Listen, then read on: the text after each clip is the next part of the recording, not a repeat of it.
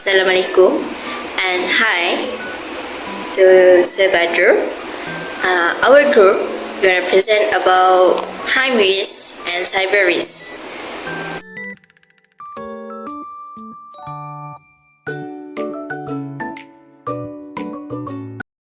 Crime risk refer to potential loss resulting from criminal activities such as theft, fraud, vandalism, and employee dishonest. Example for fraud is a person selling a car and lying about its condition to get a higher price. And for employee dishonest, which is workers is not do their work and otherwise is they should be at 8 a.m. but they come at 9 a.m. But in the record, they say that they come at 8 a.m. That is employees dishonest. And otherwise, also is they didn't do their work, but they pass their work to the others, so the others have to complete their work. So for loss control techniques, crime risk have 6 points, which is security measures, employee screening and training, cash handling procedures, cyber security measures, fraud detection and prevention, and the last one is collaboration with law enforcement. So for security measurement, business must implement both physical and technological security safeguards to protect their assets and prevent potential crimes. Physical security measures may include surveillance system, alarm system, and access to control restricted areas. Meanwhile, technology measures such as cybersecurity protocols and monitoring software help prevent digital threats. So for employee screening and training, conducting through background checks and verifying employee qualifications are essential to minimizing the risk of hiring individuals who may compromise security. Additionally, training employees on security protocols ensure that they are equipped to handle sensitive information and can react appropriately to security incidents. Assalamualaikum, my name is HANI binti MUSTAQIM. So I would like to explain to you what is cash handling procedures. So basically, cash handling procedure is the set of rules and guidelines that businesses follow when dealing with their cash transaction to minimize the risk of theft and embezzlement. So in a simple way to understand, cash handling procedure is where the businesses use a procedure where the business use to do their cash transaction, because if they use the guideline, if they follow the guideline given, so the risk of theft and embezzlement will be minimized and will become more secure for them. So for the example of the guidelines, okay, the first one we have cash register management. Okay, what is cash register management? Cash register management is a properly managing cash register, including starting with a set amount of cash, recording all the transactions accurately, and reconciling at the end of the day. So if you come to the bank, they will have the cash register management at the counter, so you have to do that and do all the procedures. So first one, you have to register your cash, and then you have to put the amount of the cash, and they have to record all the transactions securely and accurately. Okay, the second one is cash reconciliation. Okay, what is cash reconciliation? Reconciliation is they compare the cash transaction recorded in the system with the actual cash on hand to identify any discrepancies. So basically, they compare the cash transaction that recorded before in the system with the actual cash on hand. They want to make sure if there's have no any mistake in the transaction. Okay, the third one is security measures. So they have to implementing security measures such as surveillance camera, CCTV, secure cash storage, and limited access to cash handling area.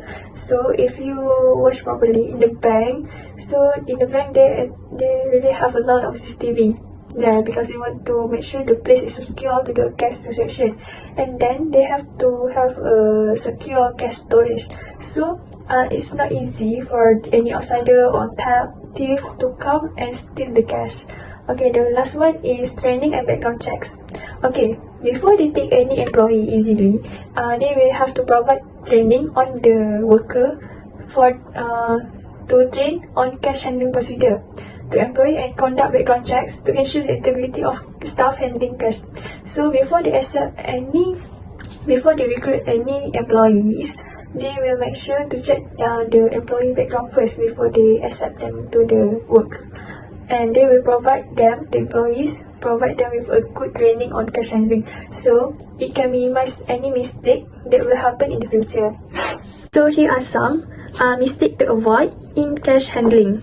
Okay, the first one is neglecting in reconciliation. The second one is lack of separation of duties, and third one is poor cash storage, and the last one is insufficient training. Okay, right now we turn to cyber security measure.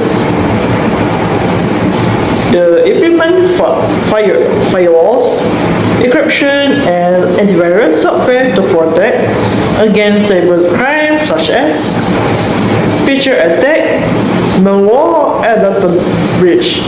As you know, this example of malware and data breach. Okay, we continue.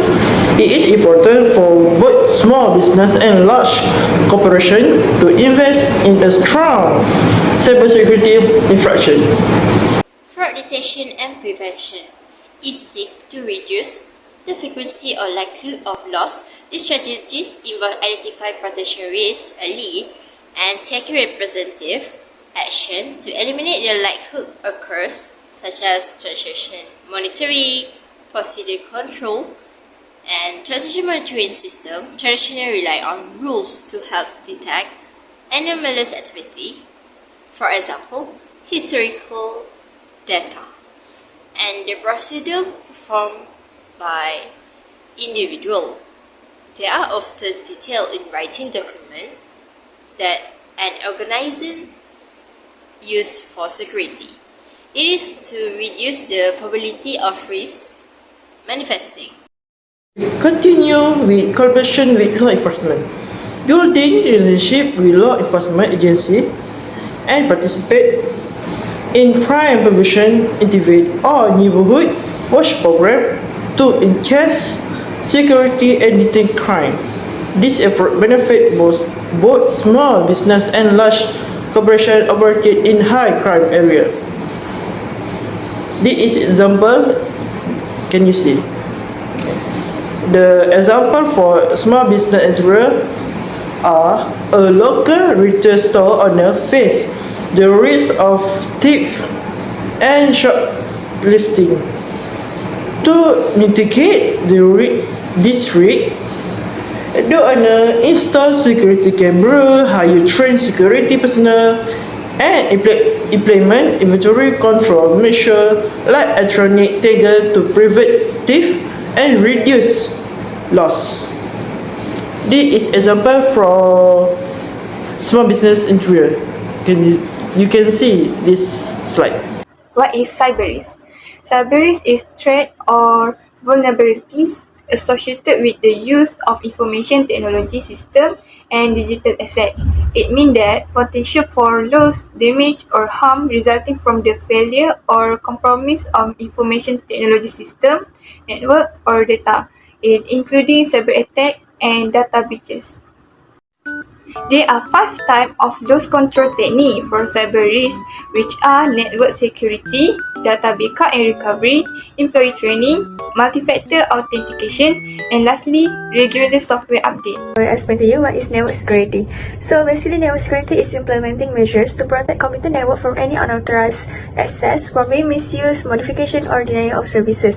So in a simple way to understand is, it's like a walls or lock or door for to protect your house from any unwanted issue. So same goes to network security because it keeps your data and systems safe from any unwanted guests. So here are some other technology commonly used in network security include the first one is IDS, Intrusion Detection System. So IDS is basically monitor your network traffic for suspicious activity and alert the administrator to any potential security threats. Okay, the second one is VPN. So many of you guys must know what the VPN is. You mostly found this in your laptop. So VPN is a virtual private network. VPN creates a secure encrypted connection over public networks such as internet. So they enable secure remote access for users and protect data in transit. Okay, the third one is antivirus software. So antivirus software is a program which detect, prevent and remove any malicious software like virus from infecting your devices connected to the network. And the last one is DLP. What is DLP? DLP is data loss prevention. So DLP solution help prevent any unauthorized users from accessing or sharing sensitive data to another person. Okay, so next is employee training. By provide the training, employee of a successful cyber attack will aware about the cyber attacks such as phishing scam and malware attacks and reduce the likelihood of a successful cyber attack. Regular software update is an update for application, operation system and firmware regularly with the latest security patches, which is it helps reduce the risk of hacker exploiting vulnerability and stealing sensitive information such as personal data. Okay, right now we continue to data backup and recovery. Perform regular data backup and create a digital recovery plan to ensure business continuity in the event of a cyber attack or data breach. Store backup in a secure off-site location and test recovery progress to verify effectiveness. So hi, I would like to explain to you what is multi-factor authentication. So basically, a multi-factor authentication is a verification process that uses more than one authentication method to confirm either a user identity before granting access to a system or services. Okay, so basically, by employing multi-factor authentication is, you know that mostly we use password to protect our any secure data, right? So, but to be honest, even if a user's password is compromised, and any attacker would still need to overcome additional factor before gaining the access. So that's why they create a multi-factor authentication. For example, the multi-factor authentication is when you want to enter or register into your system or services, they have to write down their password. That's the first one. The second step is they have to verify their user identity.